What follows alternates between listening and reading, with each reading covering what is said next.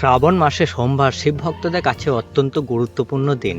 এই দিন শিবলিঙ্গের মাথায় জল ঢেলে সবাই শিবের জলাভিষেক করান। কিন্তু জানেন কি কেন শিবের মাথায় জল ঢালা হয়, কেন করা হয় শিবের জলাভিষেক? এই বিষয়ে পুরাণ অনুযায়ী এর পেছনে রয়েছে একটি কাহিনী। এর সঙ্গে জড়িয়ে রয়েছে সমুদ্র মন্থনের যোগ। সমুদ্র মন্থনের সময় হলাহল পান করেন দেবাদিদেব। এই কাহিনী প্রায় সবার জানা। সমুদ্র মন্থনে বিষ পান করার পর মহাদেব গোটা শরীরে ভীষণ রকম যন্ত্রণা অনুভব করেছিলেন। সেই জ্বালা নিবারণে এগিয়ে আসেন দেবী পার্বতী। পাশাপাশি অন্য সমস্ত দেবদেবী শিবের মাথায় জল ঢেলে তার শরীরের প্রদাহ কমানোর চেষ্টা করেন। আর এর থেকে শিবের জলাভিষেক শুরু হয়েছে। শ্রাবণ মাসে সোমবার শিবকে সন্তুষ্ট করতে তাই শিবলিঙ্গে জল ঢালা হয়। বলা হয় শিব খুব অল্পতেই সন্তুষ্ট হন। তাই শ্রাবণ মাসে সোমবার শিবের মাথায় গঙ্গা জল এবং বেলপাতা দিলেই তিনি খুব খুশি হন। অনেকে জলাভিষেকের সময় গঙ্গা জলের সঙ্গে মধু মিশিয়ে সেই জল শিবের মাথায় ঢালেন। কেউ কেউ আবার পঞ্চামৃত অভিষেক করান। তবে পঞ্চামৃত সম্ভব না হলে শ্রাবণ মাসে সোমবারে শিবের মাথায় গঙ্গা জল দিয়ে অভিষেক করানো অত্যন্ত ফলদায়ী বলে মনে করা হয়। শ্রাবণ মাসে সোমবার শিবের জলাভিষেক করলে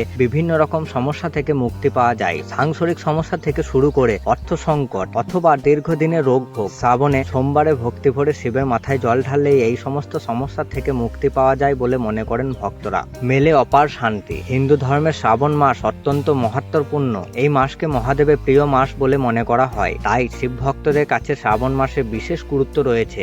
এই মাসে মহাদেব ও পার্বতীর আরাধনা করলে ঈশ্বরের আশীর্বাদ লাভ করা সম্ভব। শিবলিঙ্গে কখনো প্রদক্ষিণ করবেন না। শ্রাবণে শিব পুজো তো করবেন, কিন্তু শিবলিঙ্গে প্রদক্ষিণ করবেন না। মহাদেব নিজেকে প্রদক্ষিণ করা পছন্দ করেন না। তাই শিবলিঙ্গ বা মহাদেবের মূর্তি ভুলেও প্রদক্ষিণ করবেন না। আর শিবলিঙ্গে জল ঢালা যদি মাটিতে গড়িয়ে পড়ে তাহলে এই জল পাড়াবেন না বা ডিঙিয়ে যাবেন না। মহাদেবকে যা নিবেদন করবেন না। শ্রাবণ মাসে মহাদেবকে আরাধনা করলে তাকে কোন কোন সামগ্রী নিবেদন করবেন না তা জেনে নিন। শঙ্খ থেকে জল শিবলিঙ্গে ঢালবেন না। শিবলিঙ্গে ভুলেও তুলসী পাতা দেবেন না। এছাড়া শিবলিঙ্গে সিন্দুর প্রলেপ দিতে নেই, বরং চন্দনের তিলক লাগাতে পারেন। মহাদেবের আশীর্বাদ পেতে পিতলের পাত্র থেকে শিবলিঙ্গে জল দিন। সোমবার বেলপাতা ছিঁড়বেন না। সোমবার হলো মহাদেবের প্রিয় দিন। তাই শ্রাবণ মাসে সোমবারগুলি শিব পুজোর জন্য কোনো বিশেষ গুরুত্বপূর্ণ। মহাদেবের আরাধনায় বেলপাতা জরুরি হলেও সোমবার ভুলেও বেলপাতা ছিঁড়বেন না। আপনি সোমবার পুজো করলে এদিন বেল গাছ থেকে বেলপাতা তুলে রাখ। স্টিল বা তামার পাত্র থেকে জল দেবেন না। শিবলিঙ্গের অভিষেক করতে জল এবং দুধ ঢালতে হয়, কিন্তু তার জন্য ভুলেও স্টিল বা তামার পাত্র থেকে শিবলিঙ্গে জল দেবেন না। কেবলমাত্র